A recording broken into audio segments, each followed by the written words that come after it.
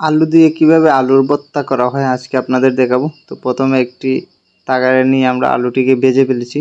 তারপর ধীরে ধীরে আলুর বাকলগুলা সুন্দর করে ছুলে ফেলতেছি।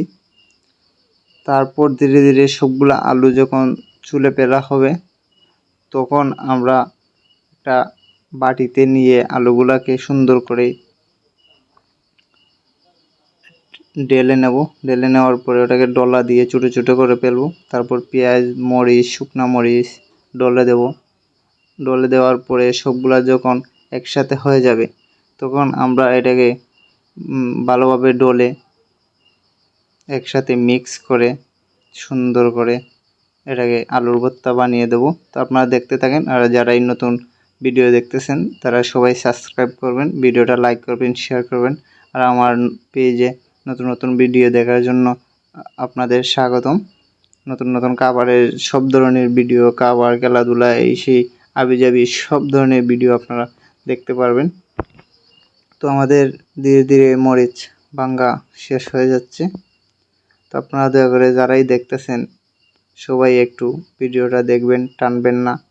অনেক সুন্দর সুন্দর খাবারের আইটেম দেব। যেহেতু আপনারা শুকনো মরিচ দিয়ে যদি আলুর ভর্তা তৈরি করেন তাহলে অনেক সুস্বাদু, অনেক ভালো একটি আলুর ভর্তা হবে। আমরা ধীরে ধীরে অনেকগুলাই শুকনো মরিচ ভেজে ফেলেছি। ভেজে ফেলার পরে এটাকে সুন্দর করে হাত দিয়ে মিক্স করতেছি। তো এখন সবগুলোই ভাঙ্গা হয়ে গেল। এখন হাত দিয়ে সুন্দর করে সবগুলাকে ডলা দিয়ে মিক্স করে ফেলবো। এখন আমি মরিচ, লবণ দিয়ে পেঁয়াজগুলোকে একটু ডলা দিতেছি। তো আপনারা দেখতেছেন এগুলো মিক্স করতেছি। মিক্স করার পরে সবগুলা একসাথে সুন্দর করে যখন মিক্স করব তখন সুস্বাদু একটি আলুর ভর্তা হয়ে যাবে।